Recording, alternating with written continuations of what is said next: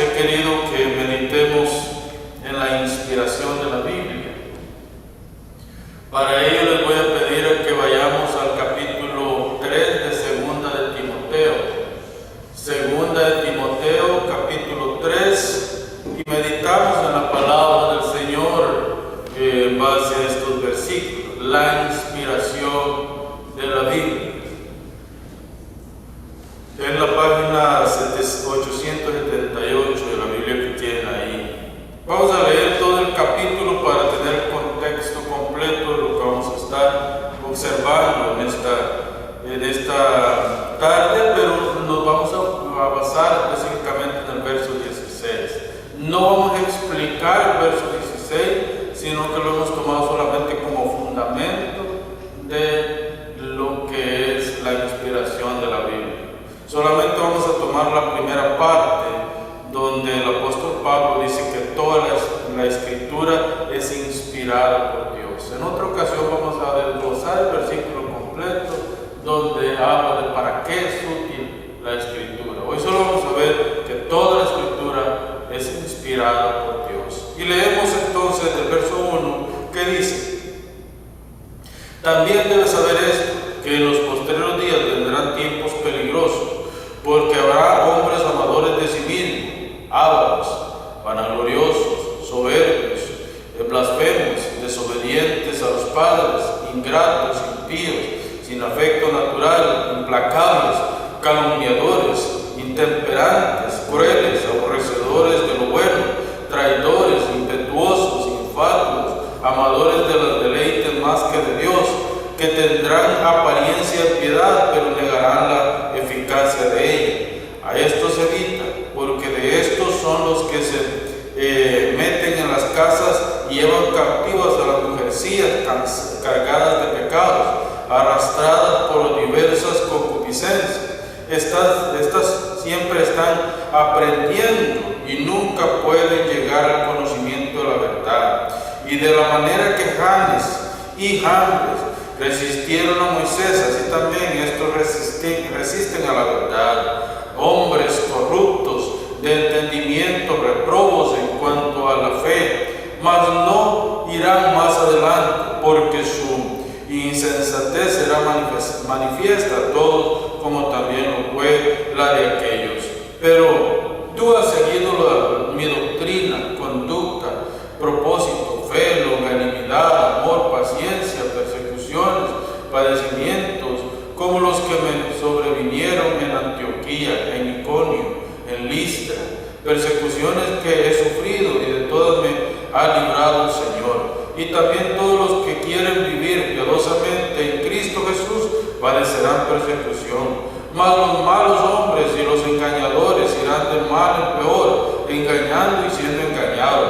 Pero persiste tú en lo que has aprendido y te persuadiste, sabiendo de quién has aprendido, y que desde la niñez has sabido las sagradas escrituras, las cuales te pueden hacer sabio para la salvación por la fe en Cristo Jesús.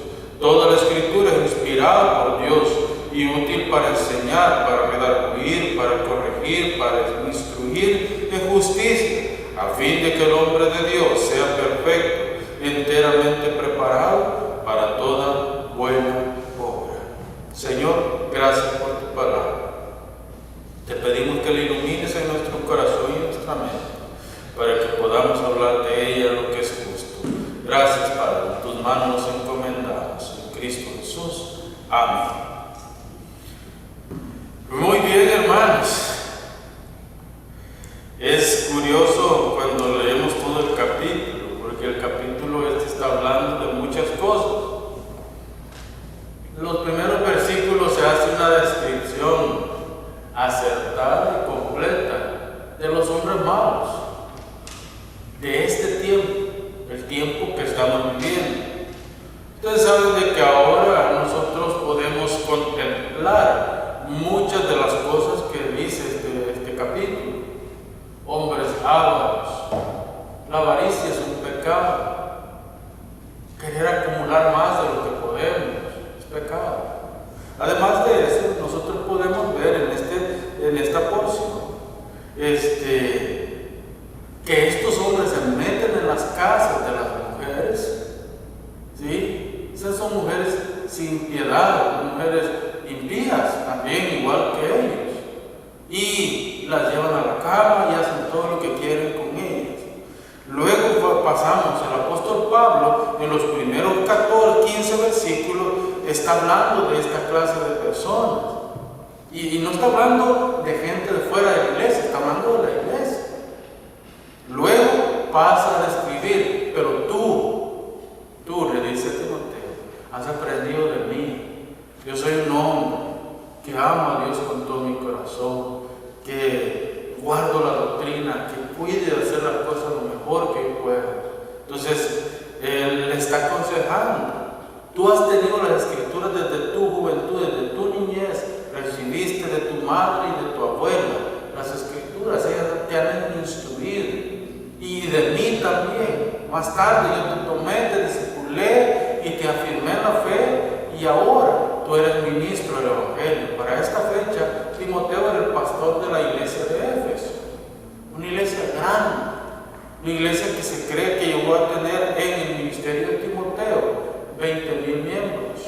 Y luego el apóstol Juan también pastoreó esta iglesia. En fin, una iglesia muy grande. Y Pablo se ve en la necesidad de escribirle a Timoteo para instruirlo acerca de la fe.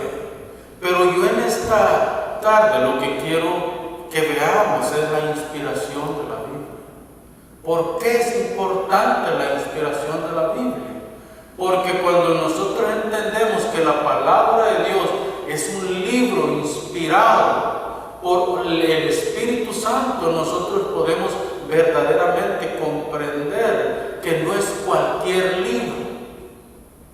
Aunque lo leemos como cualquier otro libro, pero este libro, cuando se lee con la guía del Espíritu Santo, que es el principal autor de este libro, nosotros lo podemos hacer con una mente mucho más abierta.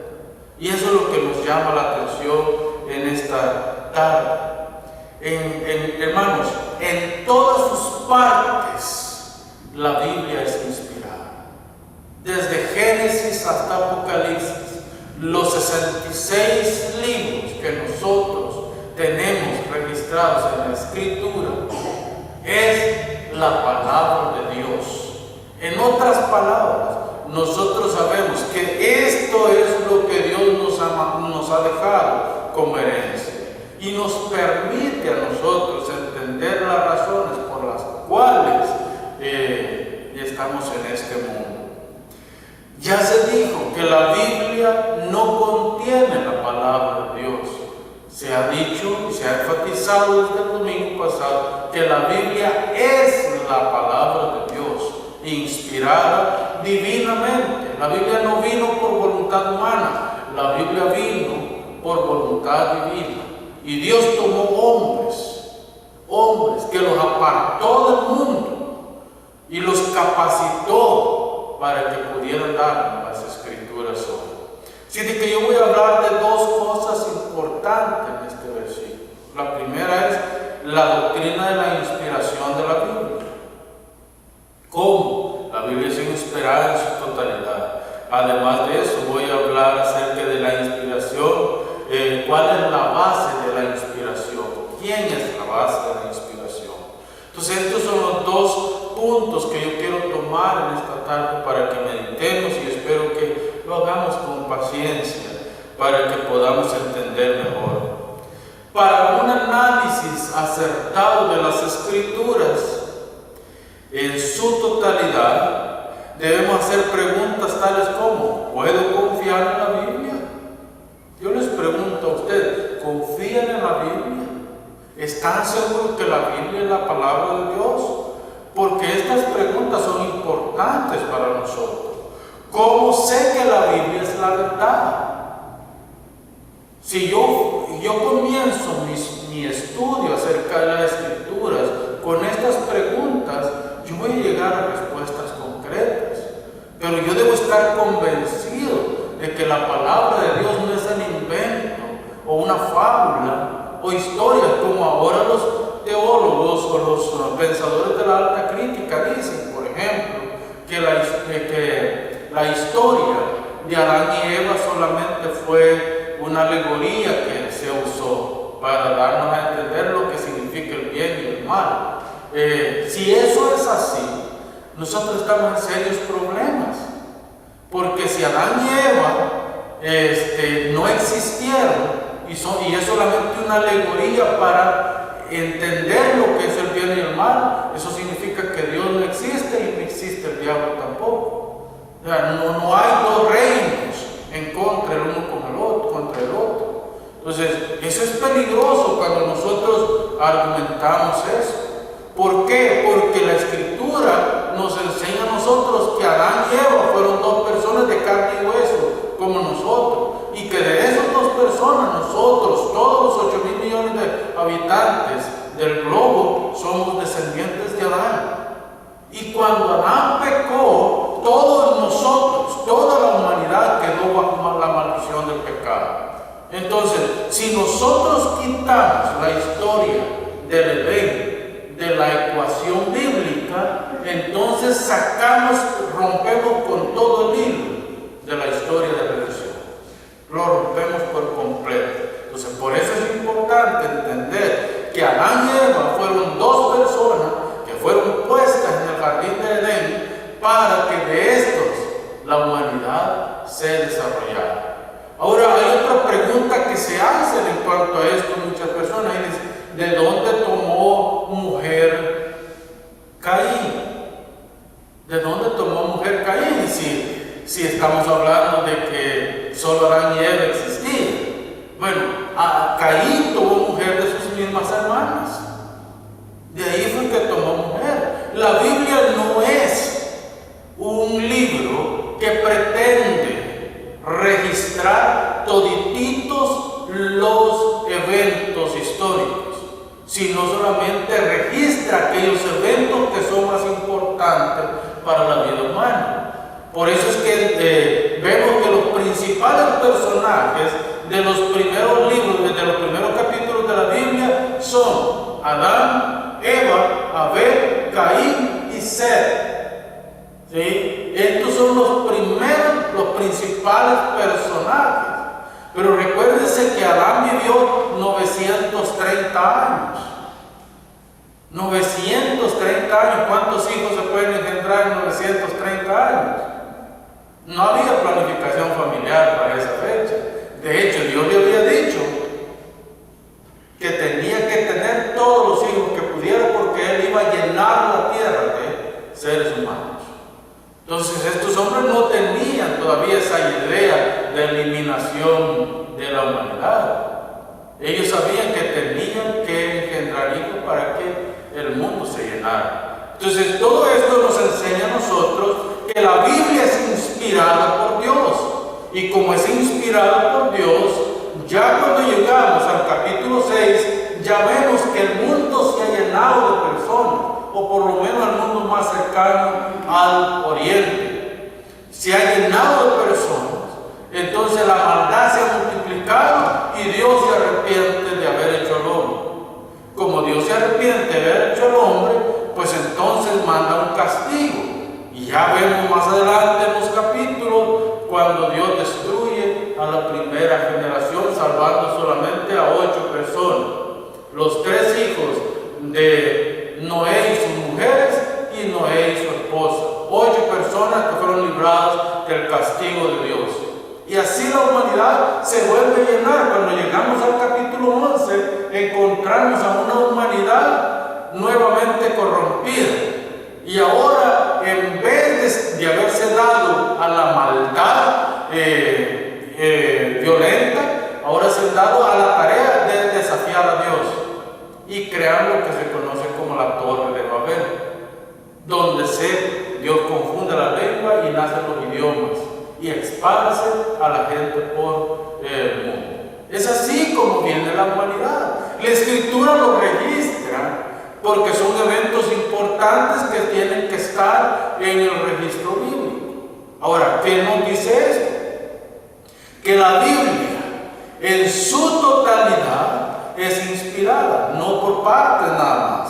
No, incluso hay teólogos liberales que dicen que cuando Pablo dice esta es palabra mía y no palabra de Dios, el apóstol Pablo lo que está diciendo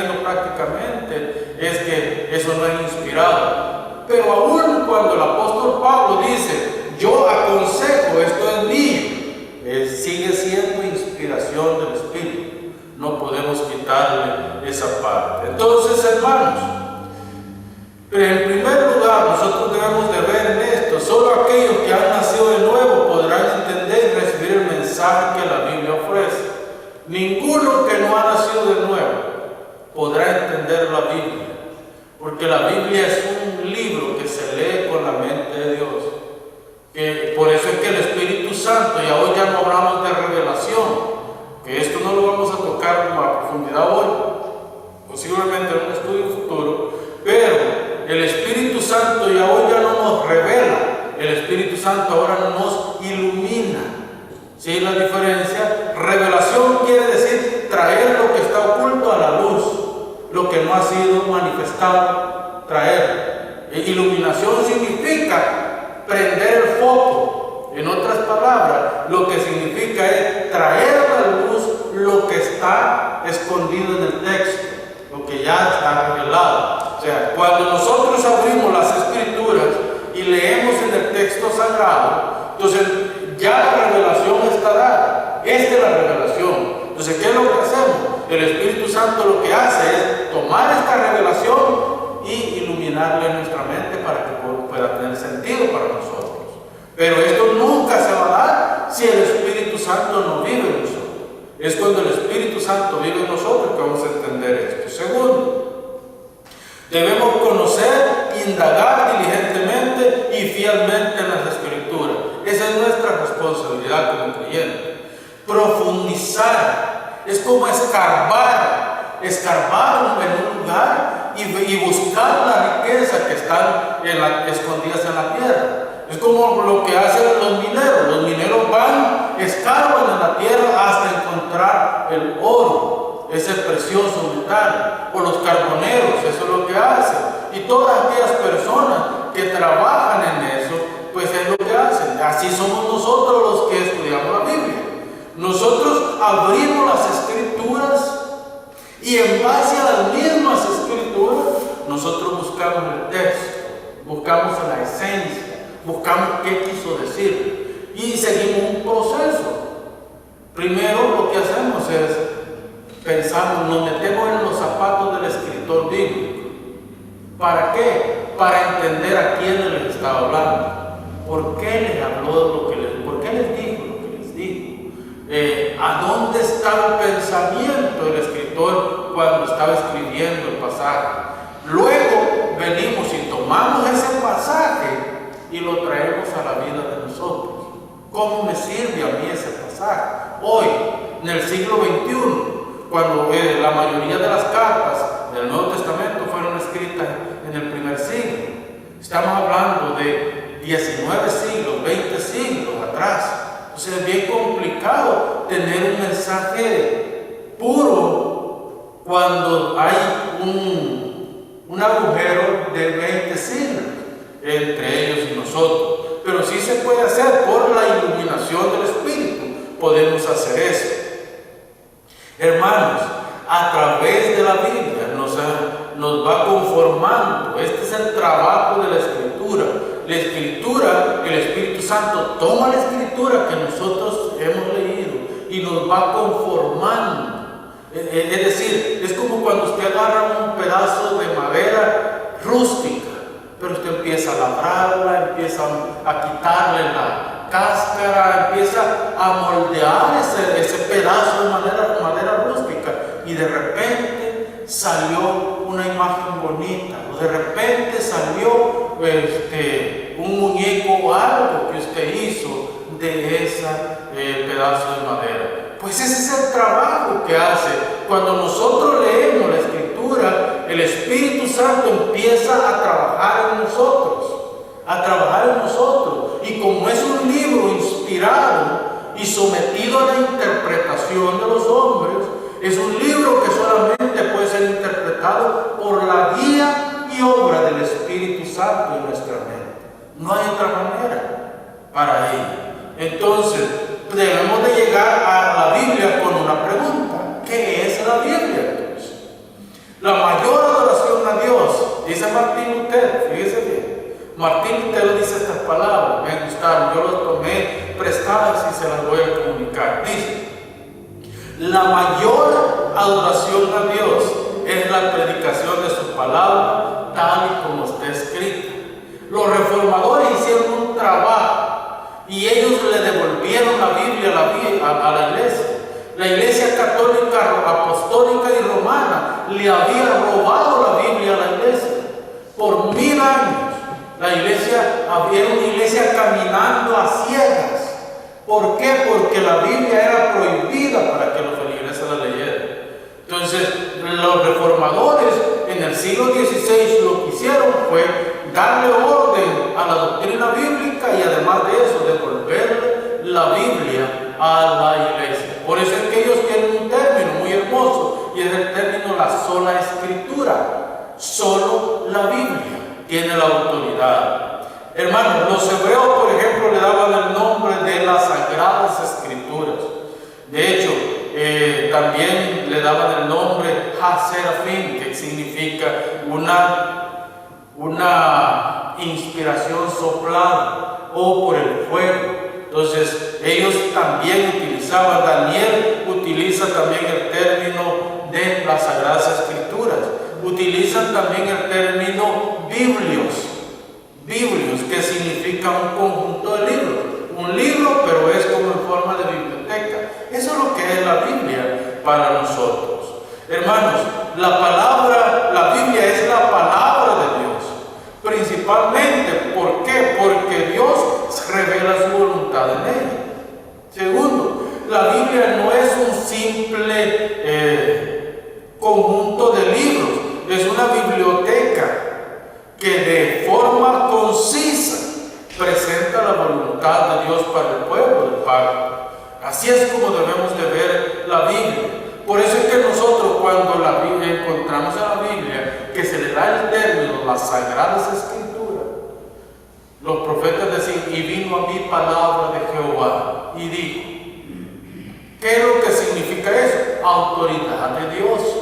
Eso es lo que significa, no es mi palabra, es lo que Dios ha revelado a mí. Ahora, vamos a meditar en la revelación según la parte orgánica o mecánica de la Biblia. Hermanos, primero tenemos que ver que la influencia en la revelación era sobrenatural. Eso no hay duda alguna. La Biblia sostiene en todas sus partes la inspiración plenaria de la Escritura. No hay parte que no sea inspirada por Dios. ¿Por qué? Porque el Espíritu Santo usó a los escritores bíblicos con sus debilidades, con sus defectos. Imagínese David, un asesino, un violador, un hombre con tremenda dificultad, inconsistente en lo que hacía. Pero la mayoría de los salmos fueron escritos por David. Entonces uno se pone a pensar, ¿cómo es que Dios utiliza a un hombre tan depravado como David para hacer esto? Bueno, Dios venía a David y lo santificaba para hacer eso, para hacer estas cosas. Y por eso es que tenemos una gran cantidad de salmos de David. Un hombre que derramó sangre como ningún hombre en la Biblia. Dios mismo le dice, manda al profeta Natán y le dice: mira David, dice Dios que tú no vas a construir un templo porque hay mucha sangre en tus manos. Tiene que ser un hijo tuyo. Salomón va a ser el que va a construir un templo. Tú no, por la mucha sangre que hay. Hasta en esas cosas uno puede ver que Dios está obrando directamente. David hizo berrinche, se enojó, se molestó. No, David se sometió a la voluntad de Dios. Excelente, no voy a ser yo.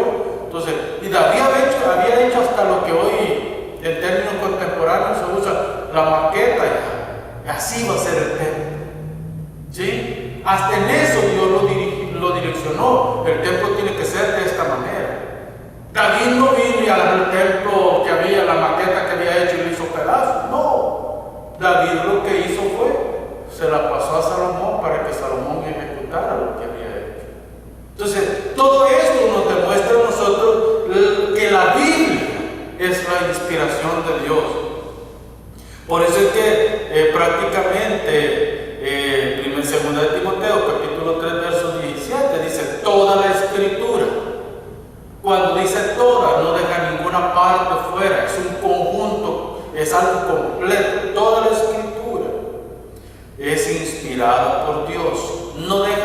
una parte de la Biblia fuera de la ecuación. Las iglesias liberales niegan esta verdad, así que al negar esta verdad niegan la totalidad de la Biblia. Tienen una Biblia mutilada y acomodada al parecer de ellos. Ese es el peligro que hay.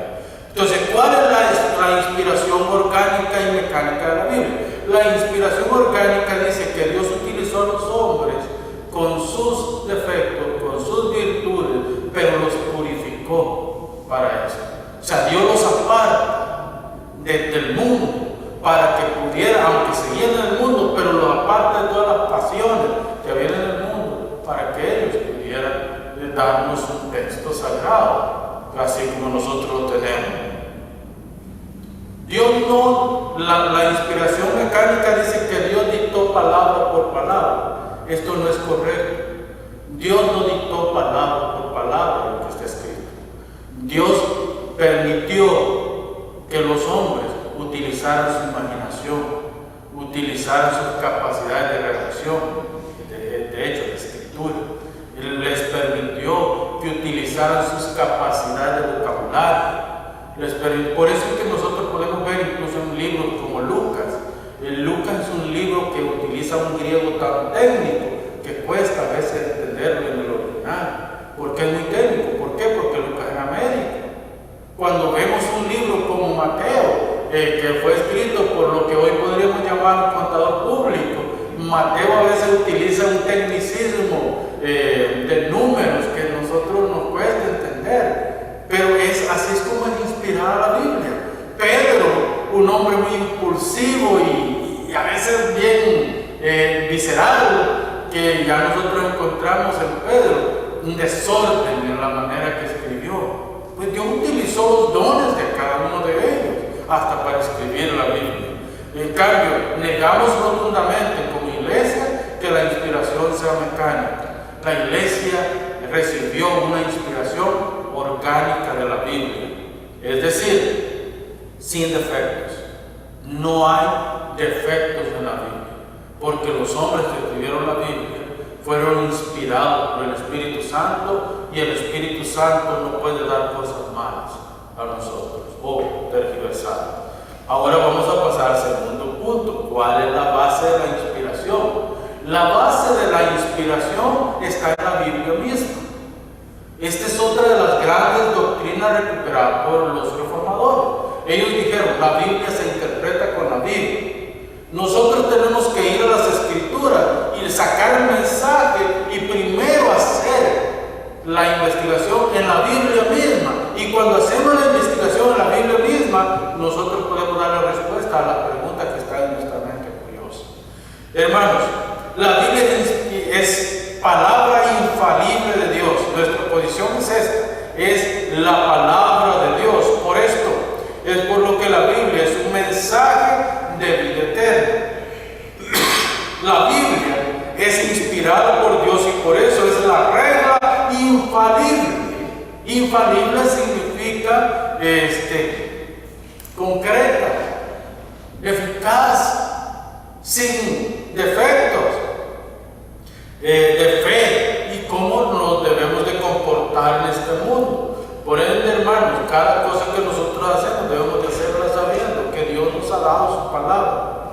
Muy a menudo la Biblia es negada, ridiculizada, amenazada y desacreditada por hombres de ciencia, hombres intelectuales o humanistas que quieren darle respuesta a la vida sin fuera de la Biblia.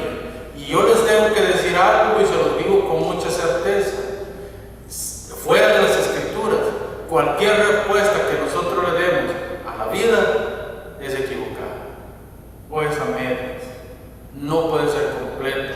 ¿Por qué? Porque nosotros tenemos que darle respuesta a la existencia desde la Escritura, desde la palabra de Dios. La Biblia es la base de la Biblia misma. Ella se interpreta así sola y no necesita que nosotros lo defendamos. Dios no necesita que nosotros lo defendamos. Él se defiende solo. La Biblia testifica de la inspiración. Por ejemplo, nosotros encontramos en Éxodo 17:14 que Dios sentencia a muerte a que da la orden. ¿Por qué? Porque Amalek quiso comprar y de hecho corrompió al pueblo de Dios. Mientras Israel iba hacia Canaán, Amalek salió al encuentro y Amalek corrompió al pueblo de Dios a través de Balaam. Luego Dios deja sin castigo a Israel. Dios dice, Israel tiene que ser castigado por su pecado. Tenemos que llevarlo al castigo. Isaías 8:1. El hijo de Isaías representa prácticamente, imagínense cómo Dios obraba. Le dice a Isaías, llégate a esa mujer, cásate con ella, y el hijo que vas a tener con ella, le vas a poner este nombre. Un nombre que si usted lee en el capítulo 8, verso 1 de Isaías, se dan cuenta que ese nombre significaba castigo, el castigo de Dios. Dios iba a castigar a Israel. Pobre niño, ¿verdad? Ya venía condenado de antes de nacer, ya con el nombre que le iban a poner. Pero así es como Dios trabaja. Las 10 tribus del norte, por ejemplo, fueron condenadas por Dios, por su idolatría, por su paganismo, por todo lo que ellos habían hecho. Dios los condena al destierro. En el año 730, Sennacherib entra a la capital, que era Samaria, y destruye todo, y expande por todo el imperio a los israelitas. Y esas 10 tribus, hasta hace poco que empezaron a verse de nuevo, pero se habían perdido por siglos, por milenios, se había perdido esta gente. Hermano, los autores del Nuevo Testamento hablan mucho de esto también. Por ejemplo, utilizan un término, didactos, que es de donde viene la palabra maestro, didáctica también, cómo enseñar. Entonces ustedes pueden ver que aquí en esa palabra se está mostrando que ya los apóstoles tenían una idea concreta acerca de la inspiración de la Biblia. Debemos decir, por ejemplo, que la palabra de Dios, con efectos que armonicen con su santidad, su sabiduría y su verdad y bondad de Dios. En la palabra de Dios es la palabra de Dios. Entonces, estos son ejemplos suficientes para darnos cuenta de la plenaria, ¿cómo se dice? Plenitud de la inspiración. Hermanos, el escritor de los Hebreos dice lo mismo y cita directamente el Salmo 95, 8 al 11, directamente, palabra por palabra, lo cita. Esto demuestra que los escritores del Nuevo Testamento ya sabían lo que significaba la inspiración. Ahora, para concluir, ¿cómo puedo yo entender el Evangelio desde la inspiración de la Biblia? Hermano, yo puedo concluir que el Evangelio está presente en toda la Biblia, en toda la Biblia. Mire, Génesis 3:15, ¿qué dice prácticamente? Una promesa. Yo te daré, Eva, como tú fuiste la que induciste a Adán a pecar, pues de ti nacerá un hombre, la semilla, la simiente. De ti vendrá el que destronará a Satanás y le hará pedazos su cabeza. No lo matará, pero sí lo dejará inválido para toda su vida. ¿Sí? Destruido para toda su vida. Eso se cumple en la cruz. Satanás, cuando Jesús está en la cruz, Satanás se burla de Jesús y dice: hoy me lo eché, se acabó, ya no hay nada más que hacer. Satanás no es omnisciente. Él no puede conocer el futuro, ni puede saber lo que está pasando por la mente de ustedes. No puede. El Evangelio nos dice, sí, Génesis 3:15, pero en Apocalipsis 22, creo que verso 18, si no me equivoco, 18-19, dice: y el que dice estas palabras dice, ¿quién es el que dice las palabras de Apocalipsis? Jesús. El verso 1, el capítulo 1, verso 1 dice: esta es la revelación de Jesucristo, el Hijo de Dios.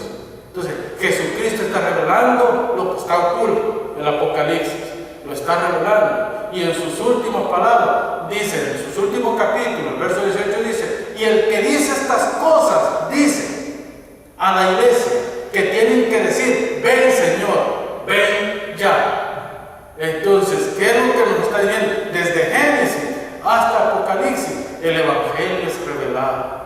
El Evangelio es revelado. Es Cristo revelado. Pero ¿cuál es la intención de revelar el Evangelio? La intención principal al revelar el Evangelio es que las personas se conviertan en eso. Esa es la razón de la revelación del Evangelio. Que cada uno de nosotros escuchemos el Evangelio y vengamos al arrepentimiento. La pregunta que yo le tengo en esta tarde, tanto los que están aquí como los que están a través de Facebook Live, es si ya tienen una relación con el Señor. Porque si no tienen una relación con el Señor, deben de tener una relación con Él para ser librados de la ira de Dios, porque viene un día ardiente como un horno, donde todos los que hacen maldad no escaparán del juicio de Dios. Leamos aquí el capítulo 4, verso 1, y ahí se dará cuenta. Así que, hermanos, que la gracia del Señor sea con ustedes. Oramos en esta tarde. Gracias, Dios eterno, por tu palabra, Señor.